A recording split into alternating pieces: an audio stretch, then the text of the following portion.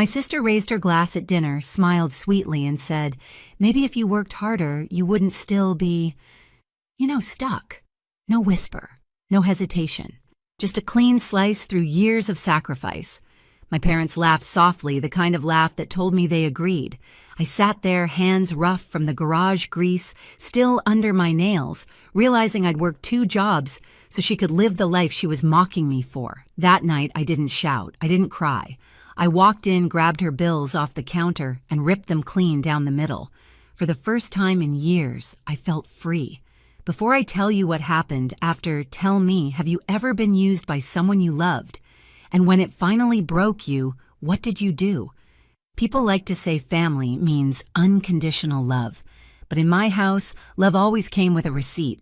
I've been working 2 jobs since I was 23 days at the garage nights at a gas station off Burnside. Most mornings I smell like oil and burnt coffee before the sun's even up. I used to tell myself it was temporary, that the exhaustion meant something. Every hour I worked was supposed to buy my sister a future. Maddie was the bright one, the one everyone bragged about. When she got into college, the whole family celebrated like she'd cured cancer. Mom called me that night, crying happy tears. "We're so proud," she said. "You'll help her, won't you?" It wasn't a question, it never was. At first it felt good. I paid for her first semester's tuition, her textbooks, her rent. She sent a thank you text, "You're the best sis is." I reread that message so many times it almost became proof that I mattered. But gratitude fades fast when entitlement grows. Soon she stopped asking, she just sent bills. Tuition's due. My card got declined.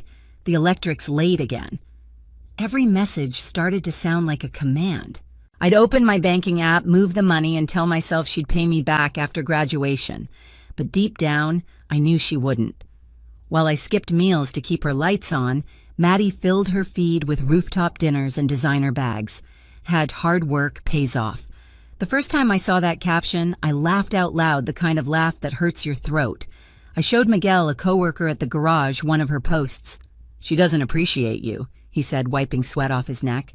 "You're breaking your back for someone who's breaking your spirit." I told him he didn't understand. "She's my sister." He looked at me for a long moment, then said quietly, "Exactly."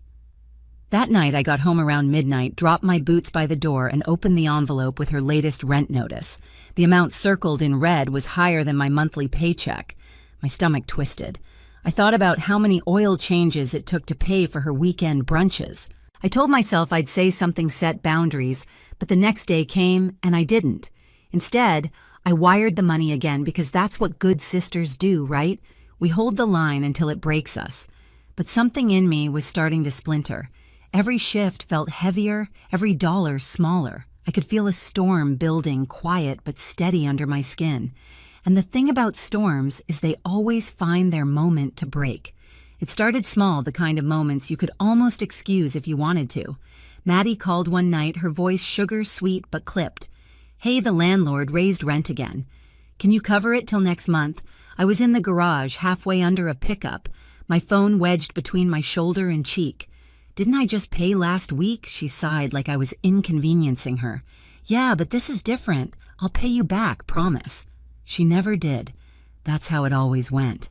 The emergencies never stopped. They just changed names, textbooks, new laptop, car insurance, a little extra for groceries. I wanted to believe she was struggling, but each lie came dressed in designer clothes on her Instagram feed. Every post felt like a slap, cocktails on rooftop bars, weekend getaways. The caption, "Manifesting Abundance." I didn't confront her. Not yet. I was raised to keep peace, not start fires. But the peace was starting to choke me.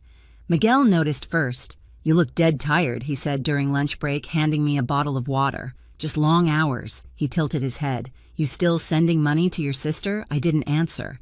He didn't need me to. He shrugged. "Some people only love you as long as you're useful." That line stuck in my head for days. Then one Sunday, I called home. Mom answered cheerful as ever. "Maddie says you've been a bit short with her lately." "Short," I repeated. "I've been paying her rent, Mom." Mom's tone sharpened. "You know she's in college. You should be proud she's doing so well. She needs you." The guilt rolled over me like a wave. Somehow, even after everything, I still wanted her approval. But something cracked the night Maddie called about her study abroad plans. Paris, she said, like the word alone justified the price tag. It's a once-in-a-lifetime opportunity. You'll handle the payments, right? I froze. Maddie, I'm barely keeping up as it is. Oh, come on. It's not like you have other expenses. You don't even travel. That one hit harder than she knew. My silence stretched. She laughed nervously. Don't be so serious. You're the practical one. You always figure it out. When the call ended, I sat there staring at my grease-stained hands. The same hands that had paid her way through every dream she'd ever had. And suddenly I hated them, not because they were dirty, but because they'd built a life she used to look down on. I didn't know it yet, but that conversation was the beginning of the end. The night of the family dinner, I almost didn't go. Miguel told me not to. You already know how it's going to be, he said, tossing me a rag to wipe the oil off my hands. He was right, but guilt wins over instinct. It always does. When I walked into my parents' house, it smelled like rosemary chicken and something expensive like perfume that didn't belong to anyone who'd earned it. Maddie was home for the weekend, glowing with that new brand confidence people get when they've never had to worry about a bill. She hugged me like it was a performance tight enough for everyone to see, but hollow where it counted. Dinner started harmless. My dad asked about work. I kept it short. Mom asked if I'd been saving up for a house yet. I said, trying. Maddie rolled her eyes. You've been saying that for years. Then she turned to her phone, showing my parents photos of her trip with friends. Next stop, Paris, she said, like she was announcing her own coronation. Mom clapped her hands. Our little traveler. You'll help her, won't you, Helen? The words landed like a command, not a request. I swallowed hard. Maybe it's time Maddie got a job. That's when she looked right at me and smiled the kind of smile that cuts without drawing blood. Maybe if you worked harder, you wouldn't still be, stuck. The table went silent. Forks froze midair. My dad shifted uncomfortably. Mom stared at her plate. Nobody spoke. I stared at my sister, really seeing her for the first time not as the girl I'd raised and protected, but as the woman who'd built her self-worth on my exhaustion. I forced a laugh, but it cracked halfway out. You're right, Maddie, I said quietly. I am stuck. But not for much longer. I finished my drink, stood, and placed my napkin neatly on the table. Dinner's on me tonight, I said. It's the last thing I'll ever pay for. Mom gasped softly. Maddie frowned, confused. I didn't explain. On the drive home, I kept replaying that moment, every sound, every look. The silence had said everything their comfort mattered more than my dignity. When I walked into my apartment, the weight finally hit me. Years of double shifts, sleepless nights, and quiet resentment all pressing down at once. My kitchen counter was buried under her unopened envelopes, rent, tuition, utilities. The proof of my servitude. I picked them up one by one, tore them clean, down the middle, and let the pieces fall to the floor.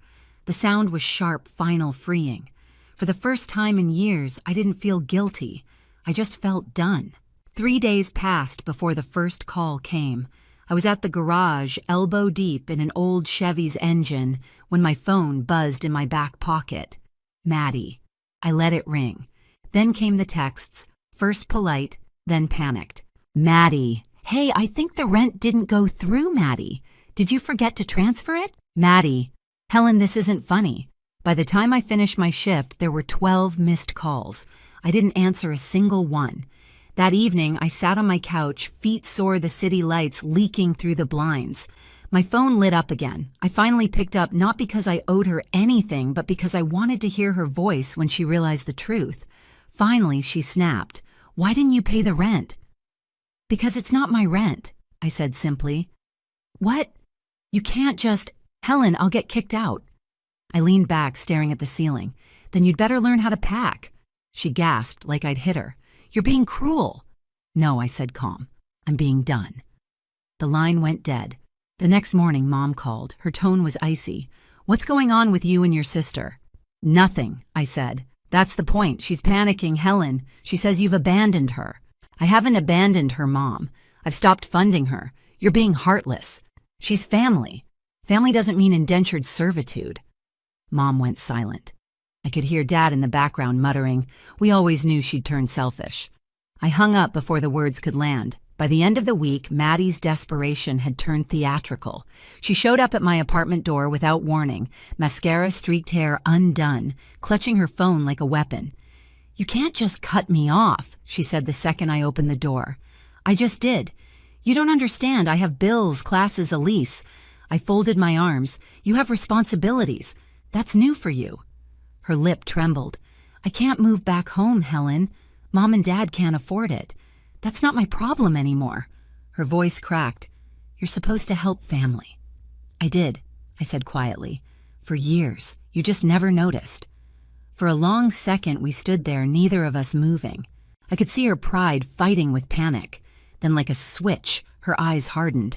"You think you're better than me?" she hissed. "You'll regret this." Maybe I said closing the door, but at least I'll sleep tonight. That night the messages started again, but not to me. Maddie had gone public, her social feed filled with vague posts. Sometimes the people closest to you turn out to be the coldest. Betrayal hits hardest when it's family. Mutual friends reached out. Some asked what happened. Others sent screenshots of her new GoFundMe link captioned, "Blindsided by betrayal trying to get back on my feet." I laughed so hard I nearly cried, but the laughter faded when my Aunt Teresa called. "Helen, what's all this online about you cutting Maddie off? Everyone's talking." I sighed. "Let them. I've got nothing to hide." Teresa hesitated. "You know, people are starting to see through her little sob story.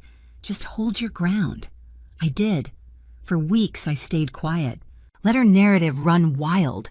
Let them all wonder. Then Mom called again, this time crying. "She's losing everything, Helen. Please, can't you help her one last time?" "No," I said simply. "I've done my part. She's your sister and I'm her victim," I replied. "That's family too, isn't it?" The silence on the line was deafening. A few days later, Maddie's landlord called me directly. Apparently, Maddie had listed me as her emergency payer. "She's behind on rent again," he said. "I assume you'll handle it." "No," I said, smiling faintly. "I assume she will." That night, I got one last text from Maddie. "You'll regret this. You've ruined my life." I typed back, "No, Maddie. I just stopped financing it." And then I blocked her. I thought that was the end, but entitlement doesn't die quietly. 2 weeks later, Mom called again, frantic. "You have to talk to her," she said. "She's gone too far." "What happened?" "She maxed out a credit card in our name. We didn't even know she had it." I sat there staring at the wall, half in disbelief, half in grim amusement. "How much enough to ruin our credit?" Mom whispered. "We can't pay it." For a second, I almost felt sorry for them. "Almost. You told me I was heartless," I said. "Now you see what happens when you keep feeding someone who only takes. Please, Helen, help us fix this." "No," I said again. "You raised her. You can clean up her mess." When the call ended, I stood by the window watching the streetlights flicker against the rain. It wasn't satisfaction I felt, it was peace. The kind that comes after a storm finally breaks. But peace never lasts long in a family built on guilt. That weekend, Mom hosted a small gathering. I hadn't planned to go, but Aunt Teresa called and said, "Maybe it's time you tell your side." So I went. The minute I walked in, the room fell quiet. Maddie was there, pale eyes ringed in red. She avoided my gaze. Mom started Helen. "Maybe we can talk calmly." "No," I said, stepping forward. "Let's not pretend this is calm." I looked at Maddie. "You want to tell them why you can't afford your lifestyle anymore?" She glared at me, silent. So I told them myself. I laid it all out, every transfer, every rent payment, every tuition deposit. I didn't raise my voice. I didn't need to. I just spoke. "Every luxury dinner you saw on her feed," I said, "every trip, every new bag, those weren't her rewards. They were my overtime." Dad opened his mouth, then shut it again. Mom's hands trembled. Maddie's lips quivered, caught between rage and shame. Finally, she shouted, "You're lying!" I reached into my purse, pulled out a stack of folded papers, copies of payments, bills, receipts, and dropped them on the table. "Then explain these." Silence. Just the sound of paper rustling under her shaking hands. When she looked up, her face was drained of color. "You ruined me," she whispered. "No, Maddie," I said softly. "You did that yourself." I turned to leave, but before I reached the door, I looked back one last time. "You all taught her she could take without giving," I said. Don't act surprised that she finally took too much. Then I walked out. Outside, the air was cold, clean, almost electric.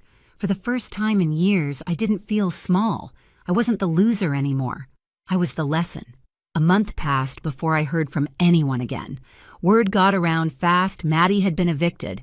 She'd moved back into my parents' house, dragging her suitcases and shame through the same front door she used to brag about never needing again. Mom stopped posting family photos. Dad avoided my calls. The silence told me everything. Miguel asked one night while we were closing up the shop, "You ever think about talking to them again?" I shook my head. "I already did. They just didn't listen." I went home, sat by the window, and looked at my hands, still rough, still stained, but steady now. For the first time, they were working for me. Maddie could twist stories, Mom could guilt trip, Dad could ignore, but none of that mattered anymore. The weight I'd carried for years was finally gone. I didn't win a fight. I just walked away from one I should have never been in. I used to believe family meant sacrifice. Now I know it means responsibility, especially to yourself. Some people will call you selfish the moment you stop letting them drain you. Let them. Peace is louder than their guilt. I spent years mistaking sacrifice for love, thinking that bleeding for others proved my worth. It didn't. Setting boundaries did. My sister still blames me for her downfall. My parents still whisper that I changed. Maybe I did because this time I chose myself. If you've ever been the one holding everything together while they took you for granted, I see you. Tell me, what was the moment you finally let go? And if this story hit home, stay a while. There's more to tell.